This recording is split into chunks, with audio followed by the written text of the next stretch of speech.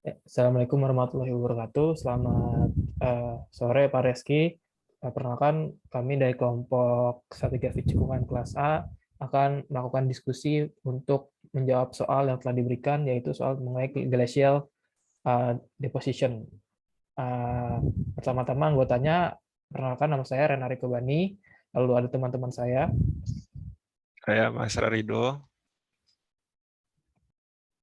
Saya Putri Mulyastia. Oke, lanjut.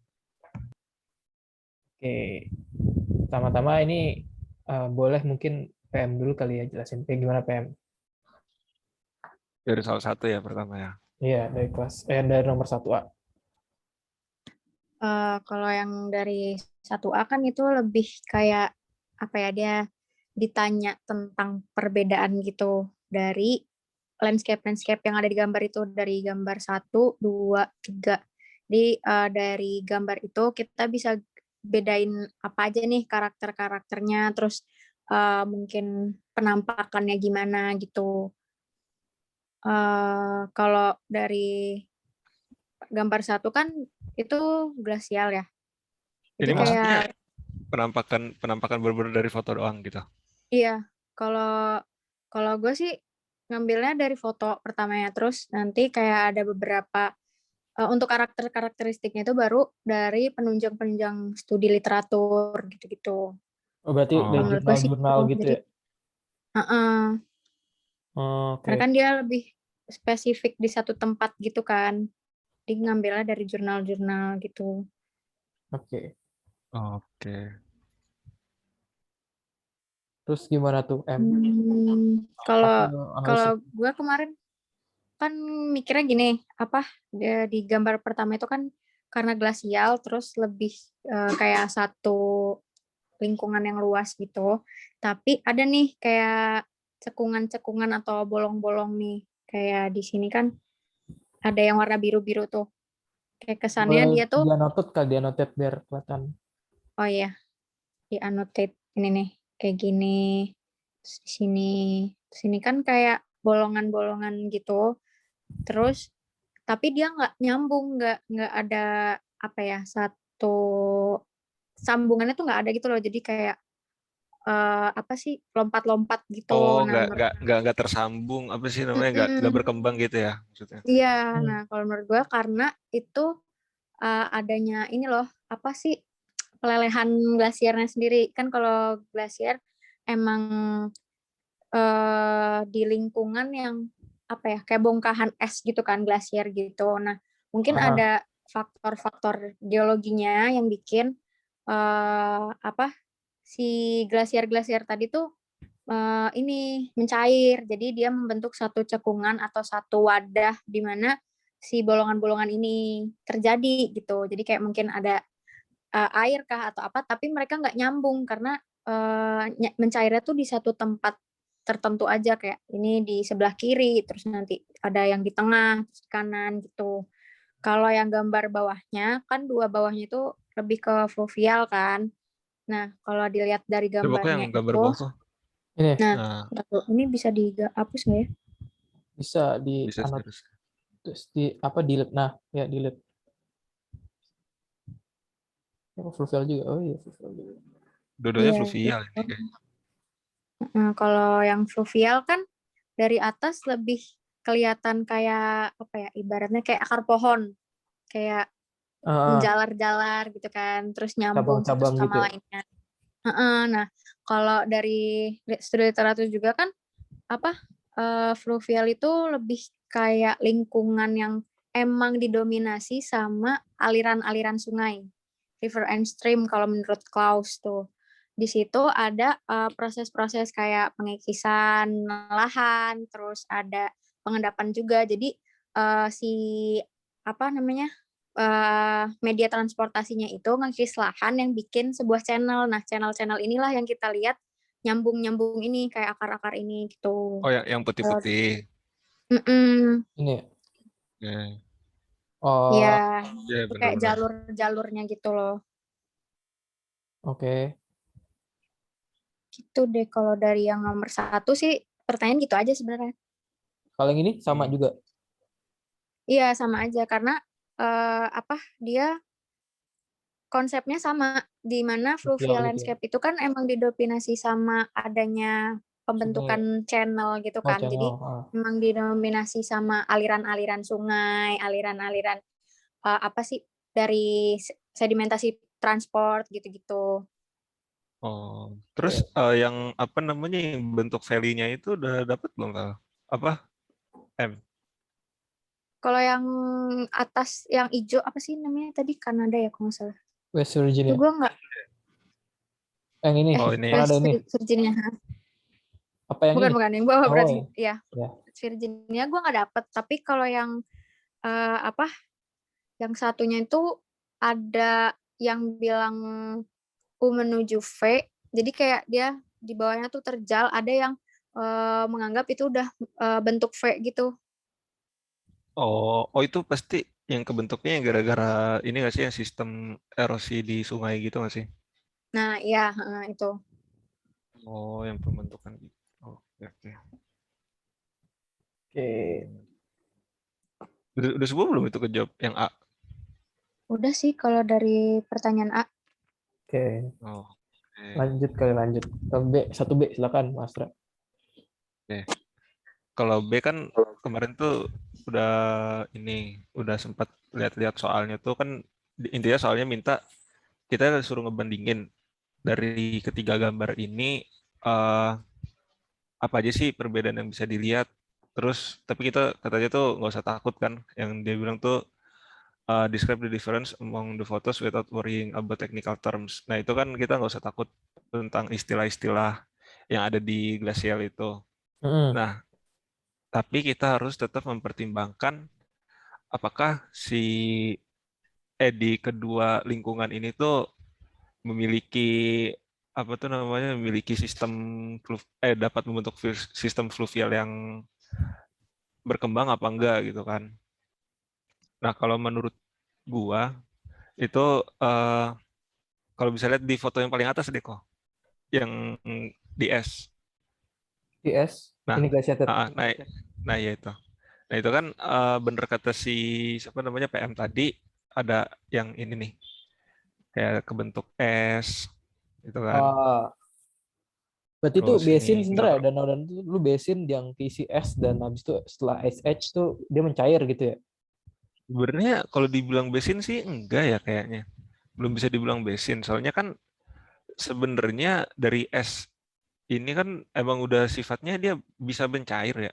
Hmm. Nah, yang biru-biru ini tuh bisa dibilang kayak bongkahan. Dulunya tuh mungkin bongkahan bongkahan es terus nanti dia yang bakal bersifat lama-lama tuh jadi cair gitu kan.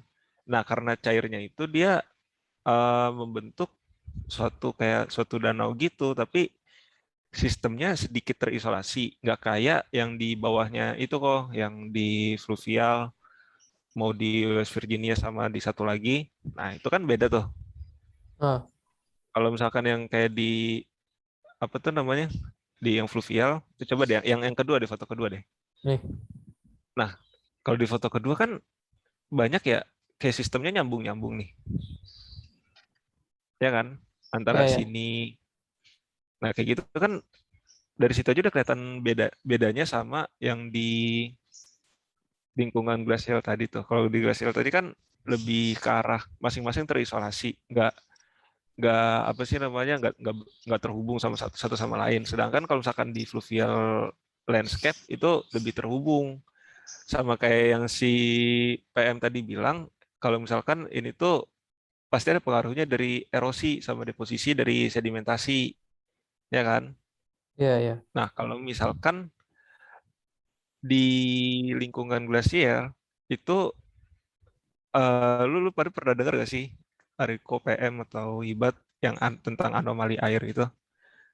Kalau misalkan air punya massa sekian terus ntar dia membeku volume si air itu kan dia jadi lebih berat ya. Volume si esnya jadi lebih Besar. berat daripada Hah? air. Volume es lebih berat ya, Pak. Tenggelam dong dia. Nah, enggak Volume apa massa jenis? maksudnya masa jenis sorry masanya. Ah, Masanya kan jadi lebih berat kan tuh daripada si air. ya. Nah, karena pembentukan esnya itu Terus lu pada masih ingat gak sih kalau yang kayak waktu itu kalau nggak salah di geomorph diajarin tuh terkait gunung es yang ada singkapan terus tertutup es tapi lama-lama esnya memecah terus singkapannya juga jadi pecah juga, ingat nggak? Oh, ya ya ya, Oh, pecah pas karena Nah, geomorph ya. esnya itu kan. itu bisa jadi juga ada proses pengendapan akibat anomali si air itu sendiri. Jadinya mungkin aja di sekitar itu tuh di lingkungan glasier tuh mungkin lingkungan pengendapannya tuh cukup cukup apa ya bisa dibilang ada tapi pembentukannya ya kalau menurut dari gue sih dari interpretasi gue bakal itu disebabkan sama si anomali air itu yang dari es jadinya apa namanya jadinya ngerusak si batuan. Nah dari rusakan batuan itu pecahan-pecahan batuan bisa jadi adanya deposisi lagi gitu. Hmm, Nah kalau dibalikin pertanyaan terakhirnya mungkin nggak sih ada apa namanya tuh apa coba tuh dia bilang is there a well developed stream network, mungkin nggak sih ada sambungan-sambungan antara antara sungai. Nah kalau misalkan di glasier balik lagi glasier itu kan cuman hanya bongkahan-bongkahan es yang mungkin kejadian erosinya tuh nggak sesignifikan di lingkungan fluvial jadi mungkin lebih susah sih terbentuknya stream network itu apa sih namanya sungai yang terhubung secara baik yang berkembang dari satu sisi ke sisi lain dibandingkan di sistem fluvial yang ada proses sedimentasi kayak proses erosi, proses deposisi dan lain-lainnya gitu. Udah sih itu kalau menurut gue di B. Mungkin ada yang mesti juga. gue mau nanya ini sih yang ini nih. Ini berarti Ah, dia kan ini dong cekungan gitu nggak sih? Tadinya awal mungkin kosong atau valley lah lembah gitu. Terus karena ada es pas zaman es itu kan di kutub utara ya, dia kan menyebar ke selatan nih. Terus dia kayak keisi sama es itu mungkin nggak sih? mungkin ya, mungkin kan kalau misalkan dilihat dari bentuk relief bumi kan ya kita nggak bisa dipungkiri kalau cuma datar-datar aja kan. Mungkin itu juga dulunya basin. Jadi ada satu kemungkinan si esnya itu tuh dulunya ngisi tuh, tapi lama-kelamaan kan mencair. Jadinya bikin suatu tumpukan apa bukan tumpukan apa ya bikin bikin suatu danau gitu loh bikin danau yang terisolasi seakan-akan terisolasi sebenarnya ini nggak terisolasi sih ya kan tuh kita bisa ngeliat tuh ada yang kayak apa sih namanya yang kecil-kecil ini nih. Oh, Nah itu tuh bisa jadi juga nyambung. Tapi kan kalau misalkan dibalikin ke pertanyaan awal kan itu nggak sebagus yang ada di lingkungan fluvial, ya nggak?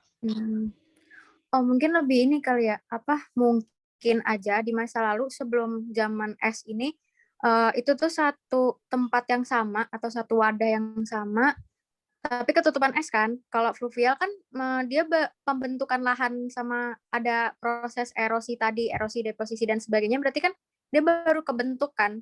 Kalau Iya. si Iya. glasial tuh lebih apa ya, karena udah ada tapi ketutupan es gitu. Nah kurang lebih begitu. Nah ditambah nanti seiring waktu esnya apa namanya mulai mencair jadinya bikin seolah-olah bikin danau yang terisolasi gitu. Ya, ya, ya. Gimana udah oke? iya, 1B iya, kayak Oke gitu sih. jawabannya udah oke nggak?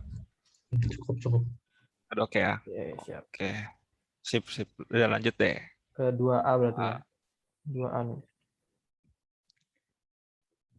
Oke, gue mau coba itu ya jawab yang 2A ini. Ini kan pertanyaannya kayak apa sih garis besarnya itu ya, sama cara lain gimana cara ngidentifikasiin dua terminal kayak apa sih terminal marin ya. Nah Moraine. itu Ah. ya moraine. Nah kalau yang dari gue lihat tadi menurut sumber gue yang tadi tuh yang keluaran tahun 2023 itu artikelnya itu yang judul Connect to Glacial Gift. Nah terminal marinnya itu ada di depan ujung glasier yang membawa berbagai material erosi karena glasiernya. Nah, jadi tuh median moraine-nya ini memiliki panjang yang sama glasiernya dan median moraine-nya searah sama glasier, tetapi penggabungannya itu antara dua lateral moraine. Nah, selanjutnya itu gua pengen ngasih tahu yang kayak nanya kayak warna berbeda untuk memisahkan fitur yang diendapkan selama dua kemajuan glasial yang berbeda. Yaitu yang pertama itu ada yang warnanya orange itu disebutnya Renneke moraine. Terus yang warna kuningnya itu ada Ronkonkoma moraine. Terus yang merahnya itu ada Harmony moraine, sama birunya itu Glacial Delta. Jadi Ini bentar. Ini ada penunjukan gambarnya gitu nggak sih? Apa enggak? ada Kalau sih. mau share screen, but kalau mau gue stop share. Bentar. Tapi gue ada fotonya yang di Gdocs itu. Apa mungkin Oh, belum pada di lihat ya? Iya. Kalau mau share screen itu nggak apa-apa sih, biar kelihatan gitu mungkin.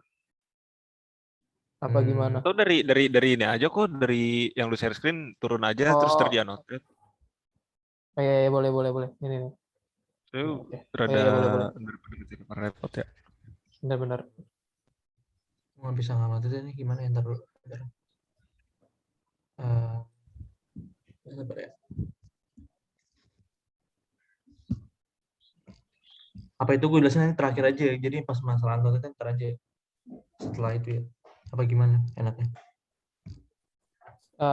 Terserah sih sebenarnya, kalau misalkan emang apa kayak penting gitu jelasin aja sekarang kalau gue kayak biar sekalian gitu loh. Sebentar.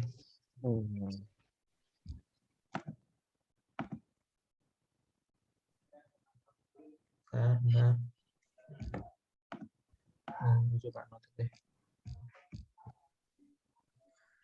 Warnanya pakai ini.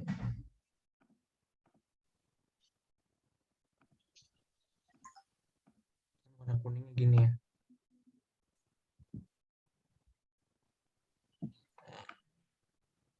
Ini yang Ronkonkoma moraine-nya. Terus mau kasih gue contoh yang warna merahnya yang Harbolhyr moraine nih.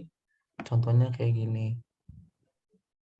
Nah, jadi kalau ini juga kalau kurang bagus warnanya.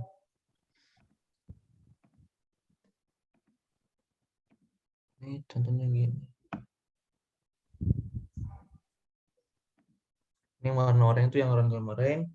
Terus yang warna birunya itu yang Glacial Deltanya itu di bulatan di sini. Bentar.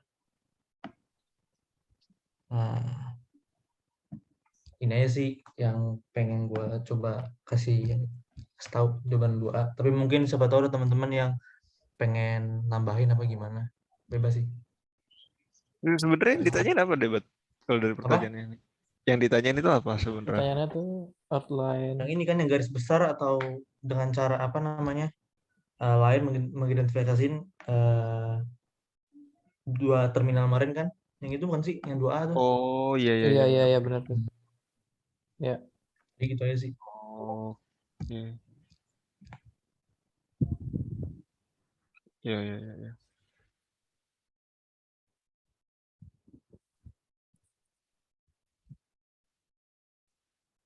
Oke, udah buat apa ada lagi? Cukup sih dari gue itu dulu.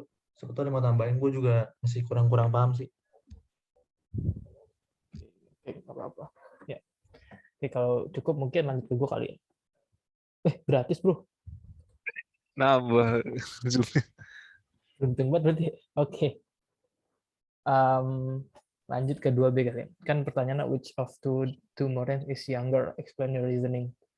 Kalau sebenarnya kan ini tuh yang pemahaman gue ya, itu kan ada Southern, ini kan ada dikasih foto dam dari Southern New York sama Connecticut. Connecticut tuh kayak negara bagian Amerika yang dekat New York lah, kayak sebelah timurnya gitu.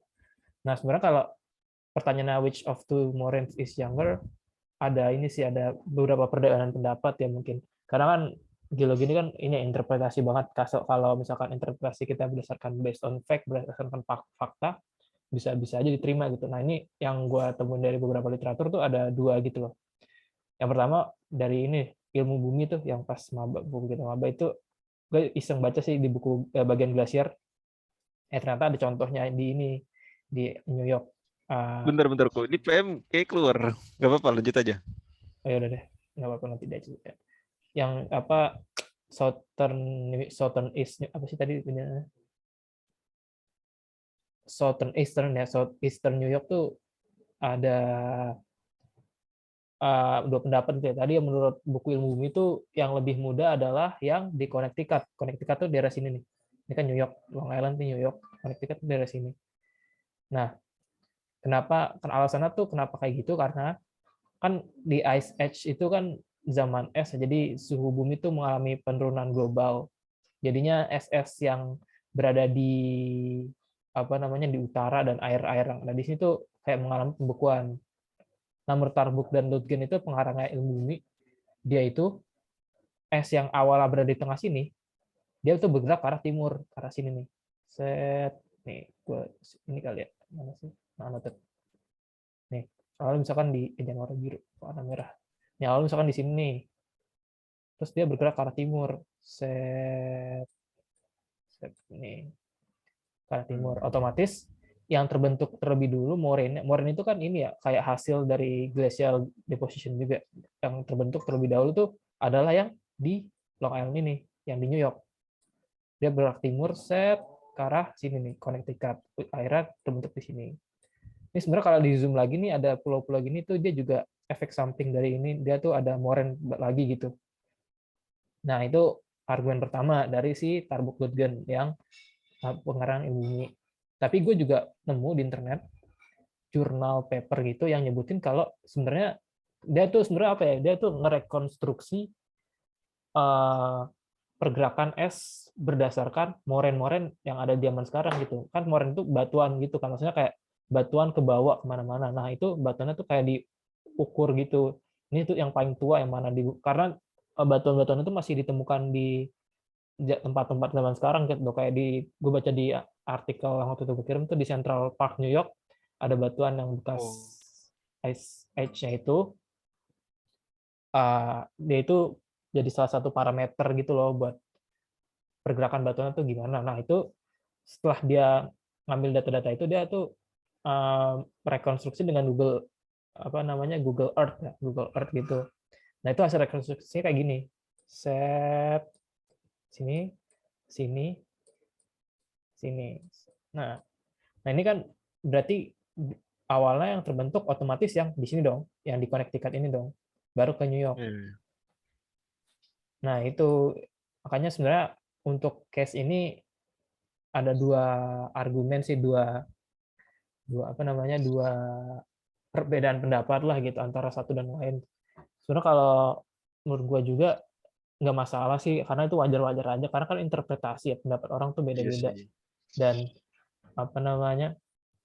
asalkan berdasarkan fakta aja sih, kalau kita punya bukti pendukung gitu. Bisa dijelasin lah ya. Nah, masuk akal logisnya gitu. Sebenarnya kan lagi-lagi kan kayak gitu ya, banyak interpretasi. Makanya kalau kita kayak ini aja deh kayak di Ansum gitu kan, kalau misalkan kita mau nyari hidrokarbon atau migas gitu kan, kita nggak selamanya dapat, walaupun mungkin datanya udah menunjukkan itu ada di hidrokarbon minyak di situ ya. Tapi bisa jadi itu ternyata apa salah datanya. Nah, itu Iya, benar-benar. itu interpretasi lagi. Jadi kayak kita sebenarnya kayak asalkan yang penting itu berdasarkan fakta lah kayak gitu.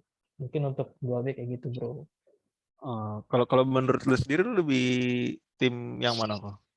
Apa? Gua lebih yang ini sih, yang kedua mungkin, karena dia lebih, karena Tarbuk Lutgen itu apa ya, menurut gua dia tuh cuma menyampaikan argumen gitu loh, pakai logika itu sebenarnya. Kalau misalkan yang kedua itu yang ini ada tuh yang bukti-buktiannya ya. ya dia tuh ada buktinya, terus kayak misalkan ada batunya di mana, terus kayak kan gue juga nyari beberapa literatur dan beberapa artikel yang ini ya, terus itu sebenarnya memang lebih di Connecticut tuh katanya lebih moren-moren tuh lebih tua karena tadi itu dia tuh bergeraknya kayak gini.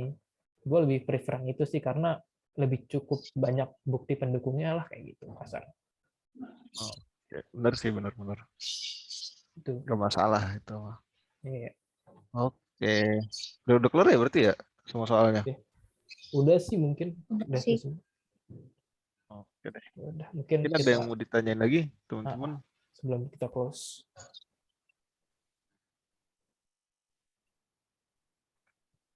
Udah kali ya? Udah cukup kali ya kok? Oh, boleh deh. Ya udah kalau misalkan itu sebenarnya udah dicatat kan ya yang di apa? catatan? Di catatan Udah sih itu. udah di Udah.